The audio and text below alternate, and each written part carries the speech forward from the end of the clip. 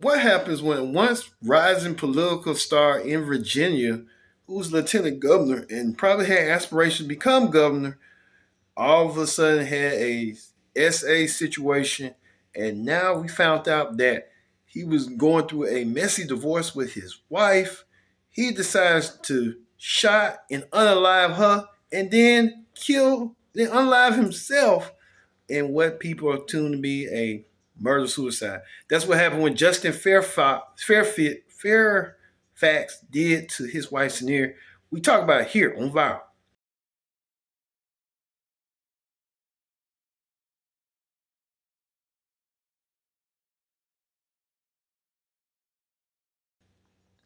Hello, everyone. Welcome to this edition of Viral. I'm your host, as always, Kendra Dix here. Glad you can join us here on Viral. We talk about former Virginia Lieutenant Governor Justin Fairfax. Um, Once was a political rising star, did something unimaginable to many people thought that he would never do. He unlived his wife and then himself.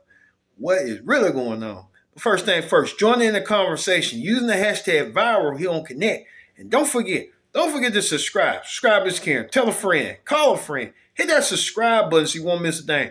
Here on Viral, we talk about former Virginia Lieutenant Governor Justin Fairfax unlived his wife and unlived himself, what many people consider unlived suicide, unlived situation. We'll say that.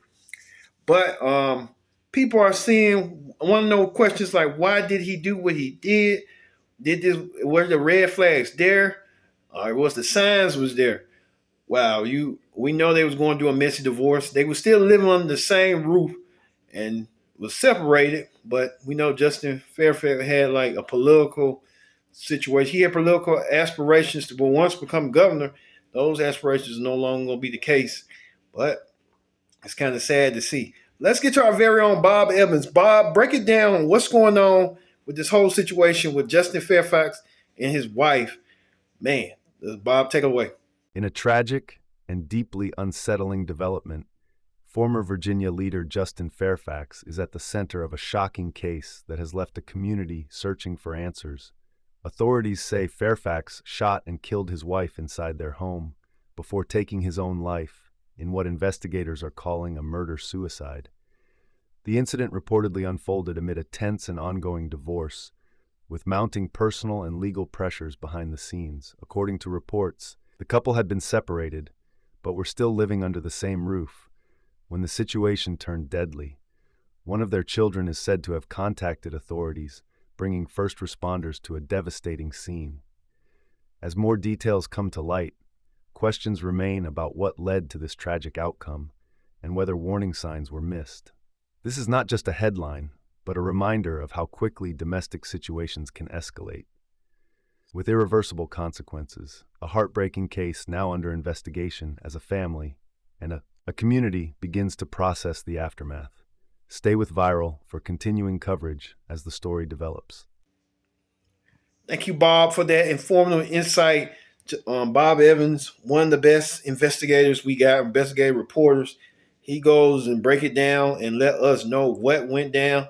Man, if it got so messy like that, you know what I'm saying, you live on the same route, it shouldn't go to that point that you want to unalive somebody. No question about it. You know, there is still love there. You might not see love now. And I think in this world, we get to the point like we love one another, and then we kind of have that hate one another situation. And it's like, if you love that person, you wouldn't do that to that person. But now these days, people are on for their own and for their own selves. All right, let's hear what you people had to say. You people had a lot to say about this situation. Let's hear what you people had to say on what people say. So there's been a lot of noise and a lot of nonsense in the last couple of days about the Fairfax case. Not enough about Serena, but a lot about that man that killed her. And a lot of people posting pictures and saying, that's not the brother I knew. That's not the Justin I knew. Well, maybe you didn't know him. And a lot of people asking, where is Alpha Phi Alpha in all of this? Will they be making a statement denouncing the violence publicly? Will they? Funny you should ask that. Saturday, April 18th, and this was posted today. At the Eastern Regional Conference, Alpha Phi Alpha brother and General President Lucian J. Metellus Jr. says, there is only one official spokesperson for the fraternity at this time, and Alpha Phi Alpha does not condone violence against women or domestic violence. He also says that an official statement will be forthcoming later today. And I'm sure that's in response to Roland Martin and his foolishness, who's also a member of Alpha Phi Alpha, and all the many posts and regards and sentiments by alphas in support of that man who murdered his wife. So look for an official statement later today. So Justin here took his wife's life and also took his life. And their child, okay, one of the children was one of the ones that made the 911 call. Now, Justin is a coward, okay? And I don't care what they had going on. If you wanted to do whatever you wanted to do to yourself, that's between you and God. But you done took this lady away from her children. You know what I'm saying? You done left these children with some horrible memories, broken hearts, without a mother and a father.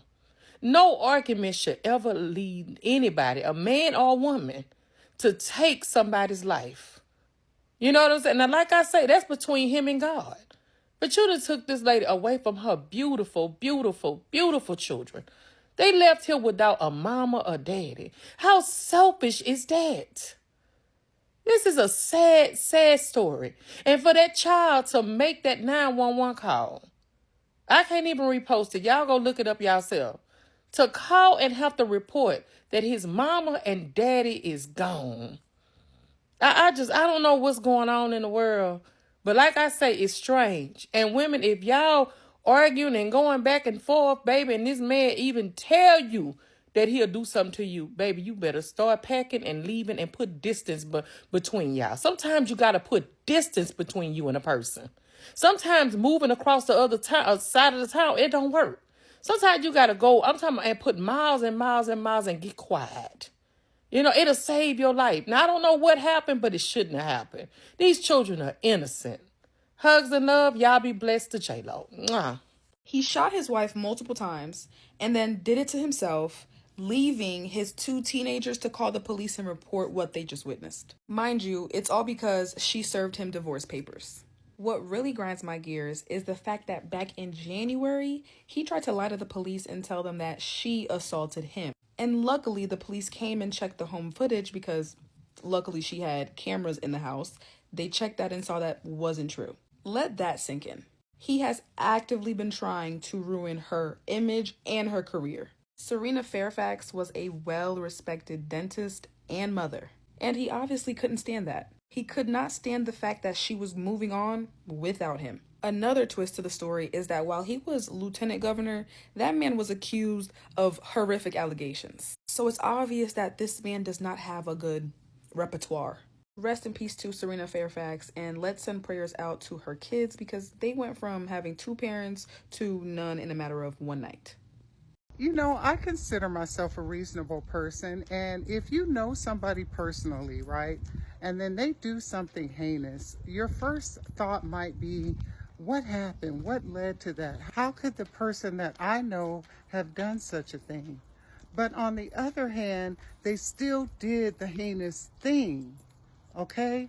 The thing was done. So when it comes to Justin Fairfax taking out his wife, taking out himself, and leaving his kids orphans, we don't care that that was your fraternity brother and that you knew him as a good guy. And now is not the time to come online and say that. I mean, he just did the shit 2 days ago. And look, I understand we're all humans, and when something this bad happens, the natural reaction is to try to process and see what exactly led up to it. But to come on here and show pictures and talk about what a great guy he was, knock it off. Knock it off. You guys can have your little sessions over to the side, but no.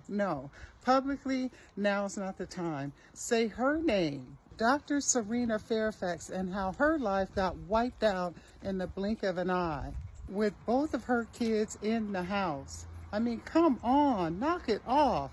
This is utterly ridiculous. Y'all go sit your asses down somewhere. I'm getting sick of y'all. Love you. Bye. Virginia's former lieutenant governor shot his wife and then himself in what appears to be a murder-suicide. Their 2 children were home during the incident. Let's get into this tragic story. So the police say that former Virginia Lieutenant Governor Justin Fairfax killed his wife before turning the gun on himself this morning at their home in Virginia. Now, the couple was found dead, and their teenage son was the one that called 911 shortly after midnight. Authorities confirmed that both were dead when officers arrived. Now, investigators say the couple was going through a divorce, and Justin Fairfax had recently been served court paperwork related to the case. Now, the victim, Dr. Serena Fairfax, has been described as a kind and wonderful person. She practiced at Dr. Fairfax and Associates Family Dentistry in Fairfax, Virginia. She earned a BS from Duke University in '99 and a DDS magna cum laude from VCU's Medical College of Virginia School of Dentistry in 2005, followed by a 1-year residency at VCU. And in her free time, she enjoyed reading, running, yoga, travel, and her family. And she also volunteered in community outreach, vocational training, and local charities. Now, the murderer, Justin Fairfax, was once considered a rising political star in Virginia, serving as lieutenant governor and at one point being viewed as a possible future governor. His political career was torpedoed in 2019 after he faced sexual assault allegations from multiple women. This incident is the second domestic violence-related incident that has taken the life of an innocent woman. A few weeks ago, Vice Mayor Nancy Mateer's husband shot her 3 times, wrapped her body in a blanket, and then went to sleep downstairs. What a tragic story. My thoughts are with all of the impacted families. I'm Madison McNamee reporting out of Northern Virginia today. We are in Annandale, just outside of the home of former Lieutenant Governor Justin Fairfax, where he shot and killed his wife Serena before turning that gun on himself, taking his own life. This, we are told, was all amid a very messy divorce. We know that their 2 children were home at the time this all unfolded. Their son was actually the one who called 911. You can see this is still a very active scene here more than 12 hours later, because the police chief here tells us this is a very high profile family, calling this all a fall from grace. We are going to have live coverage for you from this scene starting at 4 p.m. We will be here all day bringing you the latest as this story develops. I want to share with you my thoughts on Justin Fairfax killing his wife. He's the former Lieutenant Governor of Virginia, and what I think we as black men should be saying to other black men in this moment. I shared this in a group text when some commentary was going around. I figured it was worthy of sharing publicly. What we tell men is nothing is worth killing a black woman. Nothing. My mother committed suicide. I attempted suicide twice. I've been through divorce. I know what it feels like to feel like your whole world is falling apart. I also know the questions that a child is left to ask when a parent commits suicide. Justin didn't just take his life, which would have caused some of us to have a different level of empathy. He killed Serena, his wife, an innocent black woman, and left his children to pick up the pieces of his mess. We should say that to black men. We should tell black men that you aren't a man if you harm a woman, and you need to do something with that rage inside. We are always shooting the wrong damn people, in my opinion. A black man who can't control his anger is dangerous, and he is more dangerous to the women in his life because they can't defend themselves against us, and the system that doesn't give a damn about us doesn't give a damn about them either. I grieve for Serena and her children. I have a daughter, and nothing would excuse a man deciding to kill my child.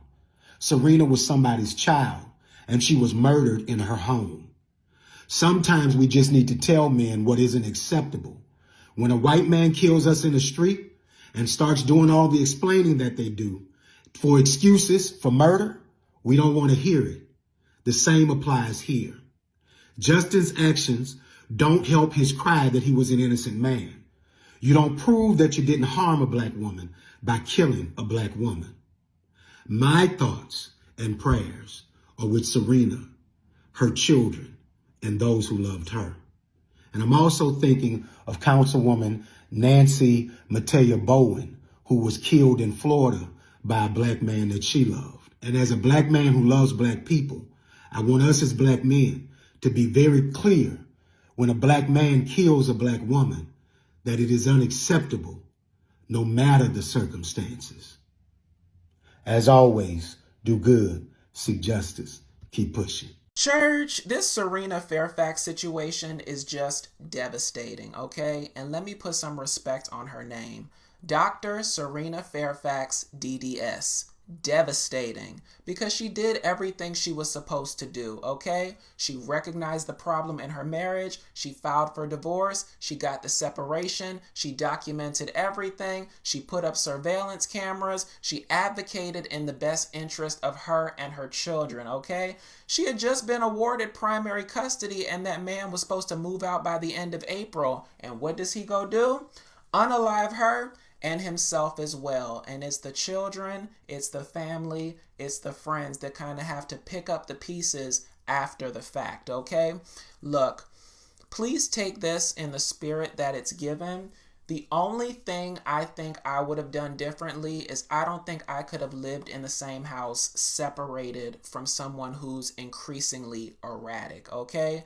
And look, I recognize that this whole setup where the husband and wife are separated but still living underneath the same roof is a lot more commonplace than you think, because people don't generally have the financial wherewithal to maintain two separate households. But women, if the system is not going to protect you, there has to be some sort of peaceful medium, okay? Some sort of mama, daddy, sister, brother, friend, cousin that you can, take yourself and your kids over to kind of put a layer of separation between you and that madman. Because when someone, is increasingly erratic and their back is up against the wall, they're either going to do one of three things. They're going to rise to the occasion, they're going to crumble, or they're going to explode. And you don't want to be there for that decision-making process, okay? So look, take whatever financial hit you got to take by leaving, maintain whatever you got to maintain at that house until you're granted your divorce, and live your life, okay? Because the thing people often forget about money is you can always make more, but you only get one life, okay? So rest in peace to Dr. Serena Fairfax, DDS. Prayers and my sincerest condolences to her children, to her family, and to her friends. And Justin, go straight to hell. Now, y'all drop down in the comments and let me know what you think about this situation, and we'll talk later. He was a good guy? He was a good guy? Justin Fairfax? The guy who murdered his wife? Come on, man. Come on, man. I'm disappointed in a lot of you guys. Not all of you, because I think the general consensus is the guy was a loser. However, for the people that knew him, the way you guys are eulogizing this man, you would think they died in a car accident. He killed his wife and himself and left their bodies for his children to find. He killed his wife. He's not a good guy. I'm a good guy. I'm not saying that to convince you. I'm trying to show you the difference between somebody who's never murdered anybody, somebody who has never been accused of rape or sexual battery, and someone who has. So say I knew the guy.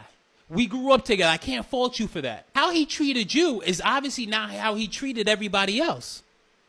He was a scumbag. I can't tell you how to mourn. I can't tell you what's appropriate.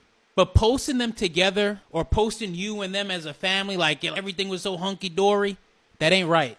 No, that's not right. And to blame this on I don't even want to get into the mental health side of things. I've been depressed. If he would have killed himself, okay, the guy had, obviously he was having mental health issues, right? The killing of self, depression, mental health. When you kill somebody else, that's malice.